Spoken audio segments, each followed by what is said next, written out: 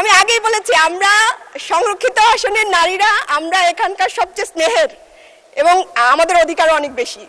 আলোচনা অংশগ্রহণ করবেন মহিলা আসন নম্বর 346 মাহমুদা আলম মিতু। মাহমুদা আলম মিতু, আপনার সময় 5 মিনিট। ধন্যবাদ। আলহামদুলিল্লাহ। মাননীয় স্পিকার, প্রথমেই আমি 2026-27 অর্থ বছরে শিক্ষা এবং স্বাস্থ্য খাতে বেশ দ্বিগুণ বরাদ্দ হয়েছে, এজন্য আমি আপনার মাধ্যমে মাননীয় অর্থমন্ত্রীকে এবং বর্তমান সরকারকে ধন্যবাদ জানাচ্ছি। মাননীয় স্পিকার, সরকার দলের সাংসদরা প্রায় বাজেট অনেক বড় বলে উচ্ছ্বাস প্রকাশ করে, তো আমি একটু বলে যেতে চাই যে মুদ্রাস্ফীতির তুলনায় কিন্তু এই বাজেট যথেষ্ট বড় নয়। মাননীয় স্পিকার, এই বাজেটের বিষয়ে কথা বলার আগে আমি একটু বলি যে আমাকে গতকালকে 2-3 জন মেয়ে ফোন করেছে, বলেছে যে আপু আপনি তো সংসদে কথা বলবেন, আপনি একটু বলবেন যে সঞ্চয়পত্রের যে মুনাফা, এই মুনাফার উপর কর দ্বিগুণ ধরা হয়েছে। তো আমি আপনার মাধ্যমে মাননীয় অর্থমন্ত্রীকে একটু জানাতে চাই যে এই সঞ্চয়পত্রের সুবিধাভোগীদের মধ্যে আসলে অবসরপ্রাপ্ত প্রবীণ নারী, বিধবা, অসহায় নারী এবং নিম্নবিত্ত পরিবারের মানুষগুলো আসলে থাকে এবং এদের অনেকেই এই টাকা দিয়েই ফ্যামিলি চালায়। তো মাননীয় অর্থমন্ত্রী যদি এই বিষয়টিকে আবার পুনর্বিবেচনায় নেয় তাহলে এটা দেশের মধ্যবিত্ত জনগোষ্ঠীর জন্য ভালো হবে। মাননীয় স্পিকার, বাজেট কত বড় হলো, বাজেট কত বরাদ্দ হলো, তার চেয়েও বড় বিষয় হচ্ছে বাজেট কতটা সুষ্ঠুভাবে বাস্তবায়ন হলো। 2022-23 অর্থ বছরের দিকে যদি আমরা তাকাই, স্বাস্থ্য বাজেটের কথা যদি বলি, সেখানে বরাদ্দ ছিল 36,863 কোটি টাকা, কিন্তু ব্যয় হয়েছে মাত্র 22,521 কোটি টাকা। তার মানে 40% ব্যয় হয়নি। তো বড় বাজেট দিয়ে যদি আমরা ব্যয় না করতে পারি, বাস্তবায়ন না করতে পারি, তাহলে কিন্তু একটা প্রশ্ন থেকেই যায়। মাননীয় স্পিকার, পেশায় আমি একজন চিকিৎসক। আমি সরকার দলের মাননীয় সাংসদরা প্রায় বলেন যে আমরা শুধু সমালোচনার খাতিরে সমালোচনা করছি, তো আমি সমালোচনা করব না, আমি একটা প্রজেক্ট, একটা স্বাস্থ্য বিষয়ে একটা প্রস্তাবনা দিতে চাই, কিন্তু তার আগে একটা গুরুত্বপূর্ণ বিষয়ের দৃষ্টি আকর্ষণ করতে চাই। মাননীয় স্পিকার, বাংলাদেশের চিকিৎসকরা সীমিত সম্পদ, অপর্যাপ্ত সরঞ্জাম, ন্যূনতম সুযোগ সুবিধার মধ্যেও প্রতিদিন রোগীদেরকে চিকিৎসা দেয়।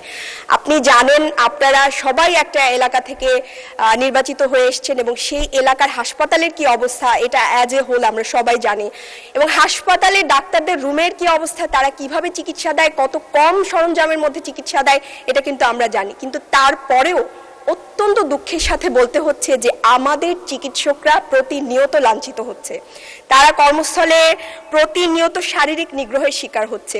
তা আমি আপনার মাধ্যমে মাননীয় স্বরাষ্ট্র মন্ত্রণালয়, স্বাস্থ্য মন্ত্রণালয় এবং আইন মন্ত্রণালয়কে একটু জানিয়ে রাখতে চাই বা আমি অনুরোধ করতে চাই যে তারা যেন এই যে চিকিৎসক সুরক্ষা আইন, যেটা নিয়ে অনেকবার কথা চলেছে, এটার ব্যাপারে আবারও একটু এটার ব্যাপারে বাস্তব পদক্ষেপ গ্রহণ করেন।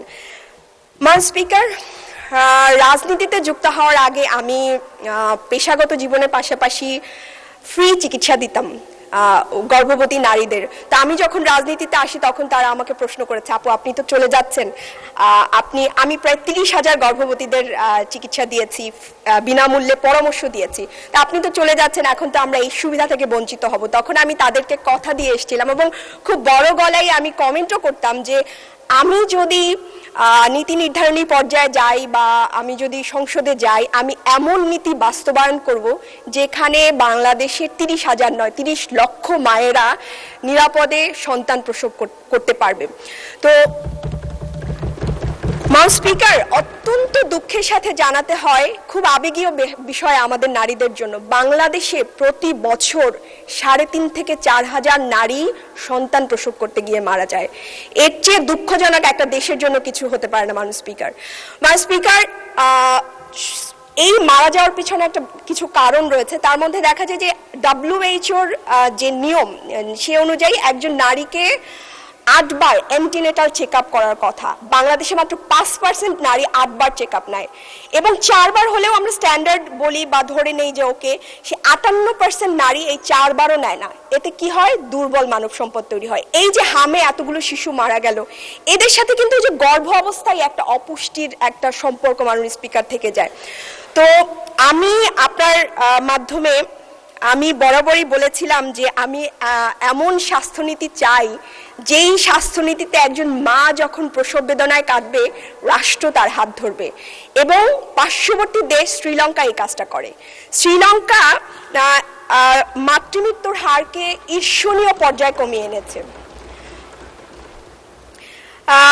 সেই শ্রীলঙ্কার কাছাকাছি আমি একটা মাননীয় সদস্য, আপনার সময় শেষ, আমি আপনাকে আরো 3 মিনিট বাড়িয়ে দিলাম।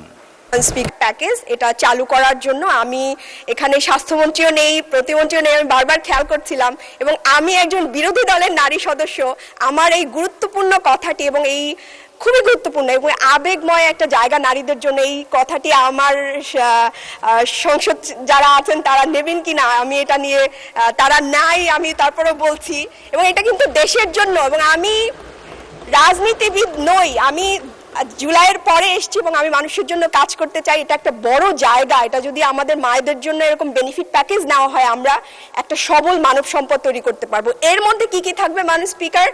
আমাদের মায়েরা মারা যায় মূলত হোম ডেলিভারি করার কারণে। 30 লাখ গর্ভবতীরা প্রতি বছর আমাদের 30 লাখ গর্ভবতী মা হয়, এর মধ্যে 10 লাখ মা বাসায় ডেলিভারি করে, তারা হাসপাতালে আসতে চায় না। এই প্যাকেজের মধ্যে আমি হচ্ছে 8টি এনসি চেক আপ বা 4টি এনসি চেক আপ ন্যূনতম, এবং একটা পুষ্টির হচ্ছে প্যাকেজ, এবং প্রসব পরবর্তী সেবাটাও আমি নিশ্চিত করতে চাই। স্পিকার, আমি আপনার একটু দৃষ্টি আকর্ষণ করছি, এই প্যাকেজের জন্য নতুন কোনো অর্থ বাস্তবায়নের দরকার নাই বা বরাদ্দের দরকার নাই। যেই বরাদ্দ প্রতি বছর ফেরত যায় সেই বরাদ্দ দিয়ে আমরা বাংলাদেশের নারীদেরকে নিরাপদ প্রসব ব্যবস্থা করে দিতে পারি। এবার একটু ট্রেজারি বেঞ্চের দিকে একটু আপনার অনুমতি নিয়েই বলছি। স্পিকার, সরকার অনেক ভালো ভালো নারী বান্ধব প্রজেক্ট নিয়েছেন এবং আমি এটাকে সাধুবাদ জানাই, কিন্তু আমি অত্যন্ত দুঃখের সাথে বলতে চাই যে ওখানে 37 জন নারী আর এখানে আমরা 13 জন নারী, অথচ টিআর কাবিখার বরাদ্দে আমরা মাত্র 13 জন বঞ্চিত হলাম। স্পিকার, অত্যন্ত দুঃখের সাথে এবং বিনয়ের সাথে অথবা জনগণকে আমি জানাতে চাই, যেই সরকার তার সামনের চেয়ারে বসা নারীদের সাংবিধানিক অধিকার রক্ষা করে না, সমান চোখে দেখে না, সেই সরকার কিভাবে সারা বাংলাদেশের নারীদের অধিকার রক্ষা করবে? স্পিকার, বলতে চাই না, তারপরে বলতে হয়, এর মধ্যে বাংলাদেশে অনেক বড় বড় মিরাকল ঘটে গেছে এবং আমাদের মাননীয় স্থানীয় সরকার পল্লী উন্নয়ন সমবায় মন্ত্রীর উপজেলায় যেই কাজ হয়েছে সেটা অন্যান্য। মাননীয় স্পিকার, আমাকে 2 মিনিট দিতে হবে। আমি আগেই বলেছি আমরা সংরক্ষিত আসনের নারীরা আমরা এখানকার সবচেয়ে স্নেহের এবং আমাদের অধিকারও অনেক বেশি। প্রতিমন্ত্রীর আমি একটু বলে যাই। মাননীয় স্পিকার, 2 মিনিট এলাকা নিয়ে বলতে চাই। আপনার তো সময় শেষ হয়ে গেছে। আপনার বক্তব্য নিশ্চয়ই শুনেছেন সকলেই। আচ্ছা, লাস্ট 1 মিনিট। বলে যাই, ঠিক আছে। স্পিকার, আমার এলাকা হচ্ছে কাঠালিয়া, আমার আসন হচ্ছে জালকাঠি 1 কাঠালিয়া উপজেলা, এখানে ওখানকার নির্বাচিত এমপিও আছেন। তো আমাদের সবারই একটা দাবি, কাঠালিয়া উপজেলার যে হাসপাতালটি এটি হচ্ছে কাঠালিয়া উপজেলা থেকে 10 মাইল দূরে এবং মাত্র 2টি ইউনিয়নের লোক যারা আছে তারা ওই স্বাস্থ্য কেন্দ্রের সুবিধা ভোগ করতে পারে, কিন্তু মেইন উপজেলায় কোনো হাসপাতাল নাই। আমি আপনার মাধ্যমে আমি এটা এই জায়গায় একটা হাসপাতাল নির্মাণের জন্য আমি অনুরোধ করব। পাশাপাশি আমাদের রাজাপুর উপজেলায়ও কোনো স্বাস্থ্যকেন্দ্রে কোনো সরঞ্জামাদি নাই। আমি এটাকে এই ব্যাপারে আপনার মাধ্যমে স্বাস্থ্যমন্ত্রীর দৃষ্টি আকর্ষণ করব। ম্যাডাম স্পিকার, আমি 2 মিনিট চেয়েছিলাম। থ্যাংক ইউ, আপনাদেরকে ধন্যবাদ। আজকে সংসদে প্রথম বক্তব্য। আর আপনি একটা কথা বলেছেন মাননীয় স্পিকার যে এটা শাহবাগ না, আমরা কিন্তু শাহবাগ থেকেই উঠে এসেছি মাননীয় স্পিকার, এবং শাহবাগের সত্তা নিয়ে আমরা এখানে দাঁড়িয়েছি। আপনাকে ধন্যবাদ ম্যাডাম স্পিকার।